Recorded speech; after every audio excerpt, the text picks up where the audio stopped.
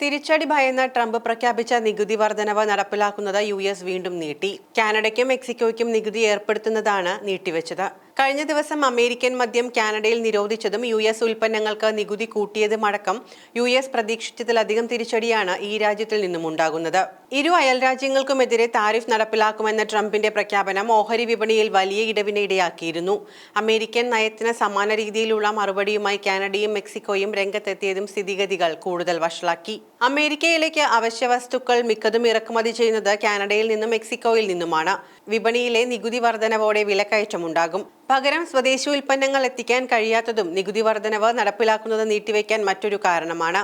ഇക്കാരണത്താൽ ചില ഉൽപ്പന്നങ്ങൾക്ക് നികുതി കുറയ്ക്കാനും US ആലോചിക്കുന്നുണ്ട്. 25% നികുതിയാണ് ഇരു രാജ്യങ്ങളുടെയും ഉൽപ്പന്നങ്ങൾക്ക് US ഏർപ്പെടുത്തിയിരിക്കുന്നത്. നികുതി വർധനവ് നീട്ടിയ നടപടിയെ മെക്സിക്കൻ പ്രസിഡന്റ് ക്ലൗഡിയ ഷെയിൻബോം സ്വാഗതം ചെയ്തു. ട്രംപിന് നന്ദി അറിയിക്കുകയും ചെയ്തു. എന്നാൽ US ഉൽപ്പന്നങ്ങൾക്ക് നികുതി വർദ്ധിപ്പിച്ച നടപടി തുടരുമെന്ന് കനേഡിയൻ ധനമന്ത്രാലയം പറഞ്ഞു. നികുതി വിഷയവുമായി ബന്ധപ്പെട്ട് ട്രംപുമായി കഴിഞ്ഞ ദിവസം ടെലിഫോണിൽ ചർച്ച നടത്തിയെന്ന് കനേഡിയൻ പ്രധാനമന്ത്രി ജസ്റ്റിൻ ട്രൂഡോയും അറിയിച്ചു. അതിനിടെ ഏപ്രിൽ 4 മുതൽ ഇന്ത്യക്ക് അധിക നികുതി ഈടാക്കുമെന്ന ട്രംപിന്റെ ഭീഷണി നിലനിൽക്കുകയാണ്. വ്യാപാര യുദ്ധത്തിൽ കടുത്ത തിരിച്ചടി ഉണ്ടാകുമെന്ന US-ന് ചൈന മുന്നറിയിപ്പ് നൽകിയിട്ടുണ്ട്. ഇന്നലെ ബെൽജിങ്ങിൽ വാർത്താ സമ്മേളനത്തിൽ US-നെതിരെ രൂക്ഷമായ പ്രതികരണങ്ങളാണ് ചൈനീസ് വിദേശകാര്യമന്ത്രി വാങ് യി നടത്തിയത്. US-ഉം ചൈനയും തമ്മിലുള്ള വാണിജ്യ ബന്ധം പരസ്പര ബഹുമാനത്തോടെയുള്ളതാണെന്നും അങ്ങനെ പോകുന്നതാണ് US-ന് നല്ലതെന്നും അദ്ദേഹം പറഞ്ഞു. പകരം സമ്മർദ്ദം ഉപയോഗിക്കാനാണ് ശ്രമമെങ്കിൽ ചൈന ശക്തമായി പ്രതിരോധിക്കും. ലോകത്തിലെ ഏറ്റവും വലിയ 2 സാമ്പത്തിക ശക്തികളാണ് ചൈനയും US-ഉം. അതേസമയം വിപണിയിലെ പ്രതിസന്ധിയുമായി ബന്ധപ്പെട്ടാണ് തീരുമാനം പിൻവലിച്ചതെന്ന് സമ്മതിക്കാൻ ട്രംപ് ഇതുവരെ തയ്യാറായിട്ടില്ല. അതോടൊപ്പം തന്നെ ഏപ്രിൽ 2-ന് കൂടുതൽ താരിഫുകൾ നിലവിൽ വരുമെന്നും ട്രംപ് പറഞ്ഞു. അവ പരസ്പര സ്വഭാവമുള്ളവ ആയിരിക്കുമെന്നും അദ്ദേഹം കൂട്ടിച്ചേർത്തു. അടുത്തയാഴ്ച പ്രാബല്യത്തിൽ വരാനിരിക്കുന്ന സ്റ്റീൽ, അലുമിനിയം ഇറക്കുമതിക്കുള്ള വിശാലമായ താരിഫുകൾ പരിഷ്കരിക്കില്ലെന്നും US പ്രസിഡന്റ് പറഞ്ഞു.